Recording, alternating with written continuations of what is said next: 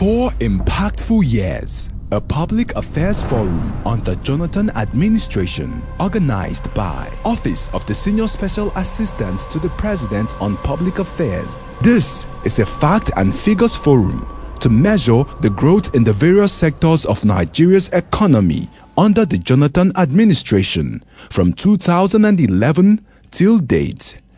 Today is for us to X-ray, to assess the administration of Goodluck Jonathan. And there are worthy ambassadors of this of that administration here. Let me go and sit down now. And for the first time, also just sit down quietly and calmly and listen to other people talk. Thank you very much. Featuring the Ministry of Water Resources. As at the inception of this administration, our coverage or access to potable water was 58%, but today, as we speak to you, it is at 67%. Aviation. Now we have 22 airports remodeled. We have FAA Category 1, the best category you can be in the world. And don't take it for granted that we have FAA Category 1, because India was downgraded from Category 1 to Category 2 by the US. Mexico was downgraded from Category 1 to 2.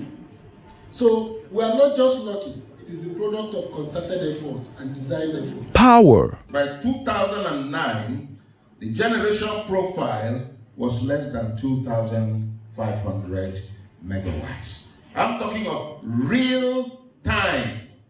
We have a situation where the average now daily is over 3,400 megawatts as opposed to less than 2,500 megawatts in 2009 and only 2,800 megawatts in 2011.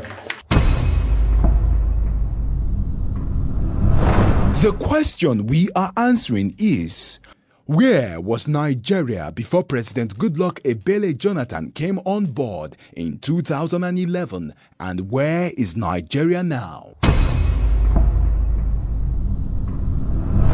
Speaking at the occasion, the Minister of Water Resources, Sarah Ochekbe, said the journey in her ministry could simply be described as impressive. Have focused since 2010 on the provision of sustainable access to safe and sufficient water to meet the socio-economic needs of all Nigerians.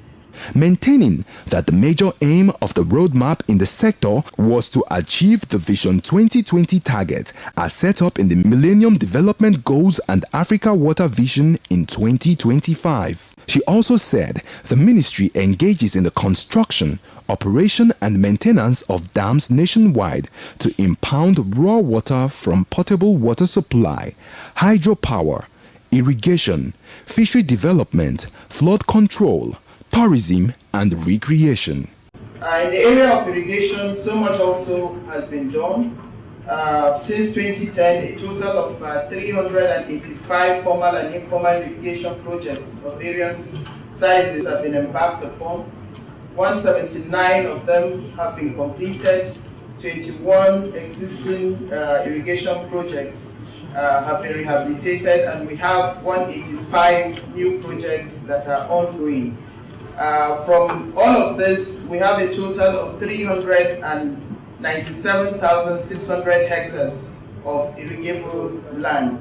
Out of this, also 118,064 hectares have been cultivated in the past 4 years. We would like to inform you that about 1.4 million farming families are benefiting from this irrigation. According to her, the ministry sees irrigation as a key to the attainment of food security due to the fact that irrigation has the potential of increasing the agricultural productivity tenfold. Irrigation is also important for employment generation and poverty alleviation in rural areas. As part of the federal government intervention efforts, the ministry has provided a total of 4,940 water supply facilities nationwide from 2010. Out of this, 4,099 are newly constructed, mostly facilities in the rural areas. 143 rehabilitated facilities have been completed nationwide, while we have 698 water supply projects ongoing in many other states of the Federation. From all of this, you have about 1.9 million cubic meters of water that is being produced on a daily basis for the use of about 30 million people living mostly in rural areas and small towns.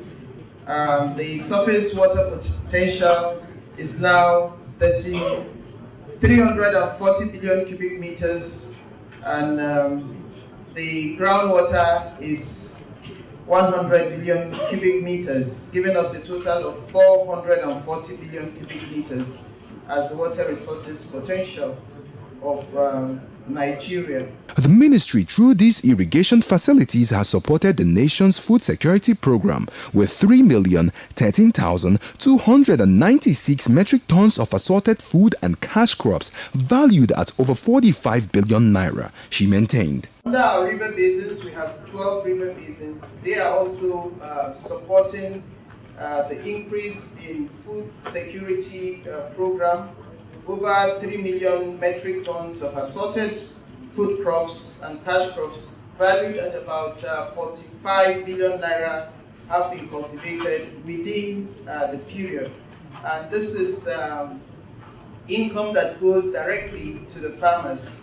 We have a new project known as Transforming Irrigation Management in Nigeria. It's being supported by the World Bank, and it's going to involve the rehabilitation of 5 major irrigation projects in Nigeria: the Bapolori Irrigation Project, the Middle Rima Irrigation Project, the Kano River Irrigation Project, the Hage Jamari Irrigation Project, and the Dadinfua Irrigation Project. And it's going to be executed at a cost of about $495.3 million US. At the completion of the project, about 625,000 jobs will be created. 52,000 hectares of irrigable land will be brought under cultivation, and we expect that the output from this project would be about 520 metric tons of rice and other assorted grains. As at the time this administration came in, only about 600 hectares of land was being cultivated under that scheme. But as at April 2012, we had increased the production to about 5,000 hectares of land. As at the inception of this administration, our coverage or access to potable water was 58%, but today, as we speak to you, it is at 67%, and the sanitation coverage is at 41% from 32%. As part of federal government intervention efforts, the ministry provided a total of 4,940 water supply facilities nationwide from 2010 to date. We have also initiated the procurement processes for the Dasenhauser Dam, which is to help in checking the uncontrolled releases of water from the Lakdo Dam in Cameroon. Out of this number, 4,099 newly constructed, mostly rural facilities and 143 rehabilitated facilities have been completed nationwide, while works on 698 water supply projects are currently ongoing in many states. 12 states of the Federation are part of this program. They are Katsina, Jigawa, Bauchi, Taraba, Plateau, Benue, Osun, Ondo, Delta, and Bayelsa State. About 156 rural women and girls were trained on water kiosk operation and maintenance.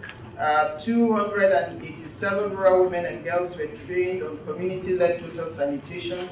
55 urban educated women and girls were trained in public procurement processes. 160 rural women and girls were trained in entrepreneurship skills. Water, sanitation, and hygiene committees were set up in the participating states, and we made sure that 50% of the representation are women. She stated that existing water facilities have been rehabilitated nationwide and new ones completed, increasing the total installed capacities of the completed water facilities to 1.9 million cubic meters per day, which is capable of meeting the water demands of about 30 million people, especially those living in rural areas and small towns. The ministry, she maintained, rendered its support to the public health by keying into the National Ebola Virus Emergency Containment Plan of the government by carrying out public enlightenment campaigns on hand washing at critical times as a measure to contain the spread of the virus.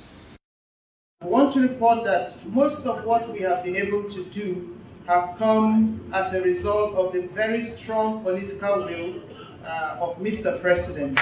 First, the fact that he recognized the place of water and created a ministry to be in charge of development of water resources has been a very strong point for us. And then in 2013, he hosted the Presidential Summit on Water, which drew participation from over 20 countries of the world. And the summit, the Presidential Summit, was adopted by the African Ministers' Council on Water as a model for other African countries.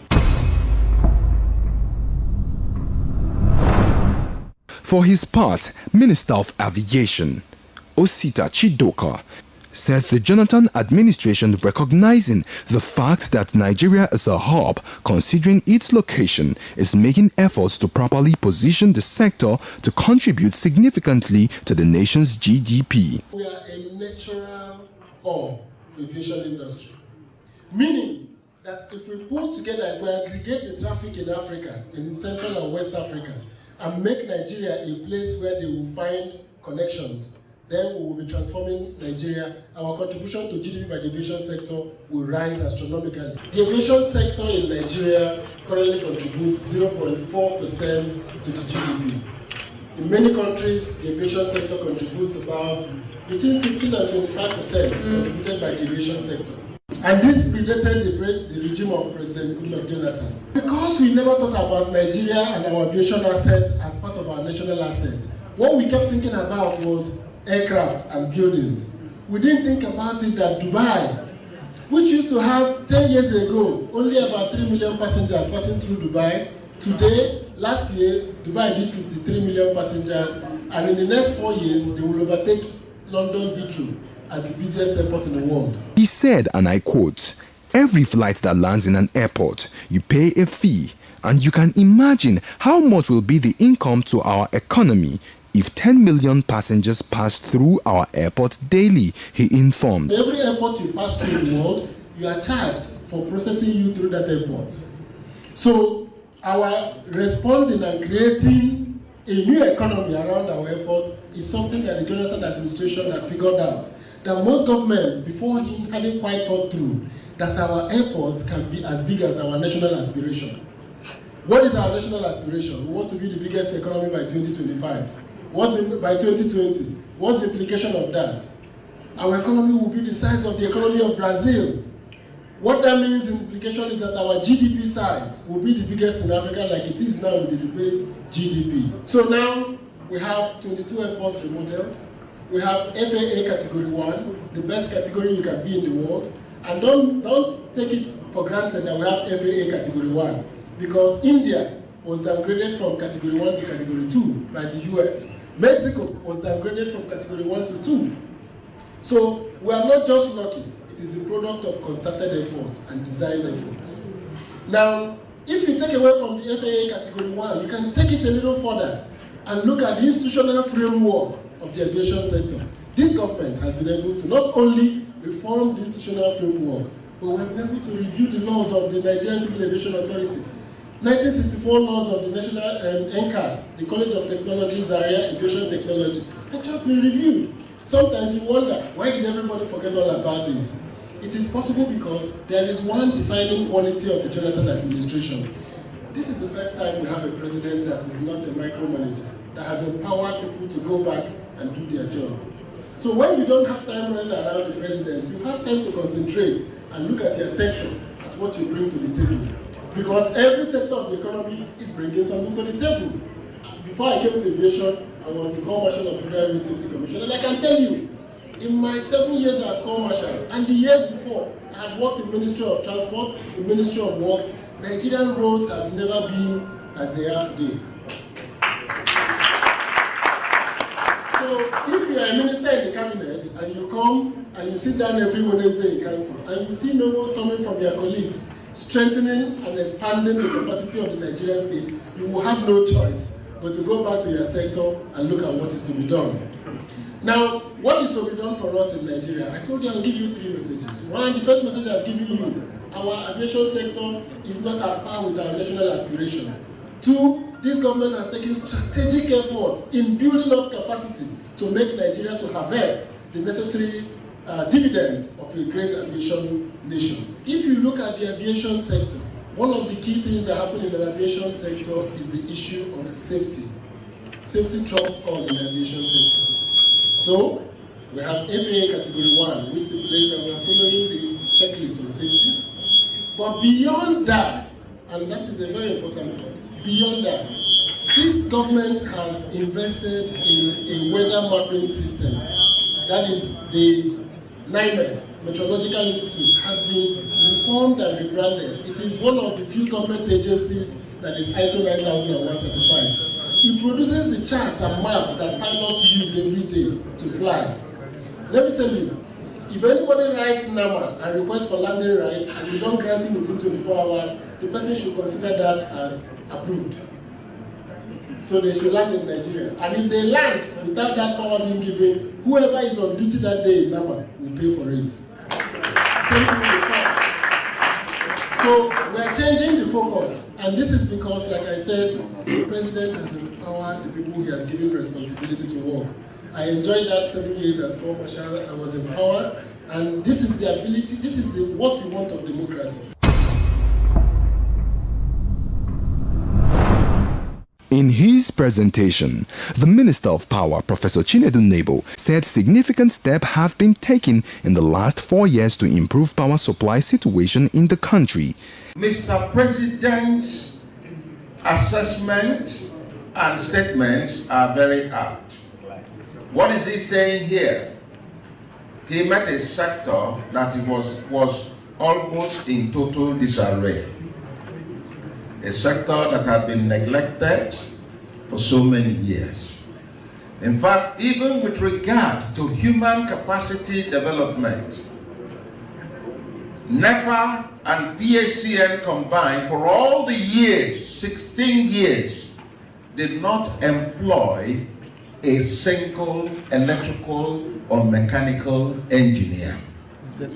How do you build a power sector, or any sector for that matter, without systematic development of human resources? He announced that on the 6th of November 2014, the president will be launching the apprenticeship scheme to give 200 young engineers, technicians, NCE holders, and even secondary school leavers from all the states of the Federation, including the FCT, opportunity to participate in the value chain as well as bring about homegrown capacity. Training of these human resources in relevant and up-to-date technology to drive the sector. It was only Mr. President that now opened the door and allowed us to employ more than 1,000 engineers within the past year and a half. It wasn't Nigeria that described the privatization exercise as the boldest and the biggest in the world. It was international development agencies that described Nigeria as having gone through the largest privatization exercise that was done in a very transparent way. In fact, one of our development agencies described the process by what they call simultaneous sequentiality. We have a situation where the average now daily is over 3,400 megawatts as opposed to less than 2,500 megawatts in 2009 and only 2,800 megawatts in 2011. And when we talk about the real-time annual energy profile, you see from 2010 all the way to the current 2014 that there has been an increase.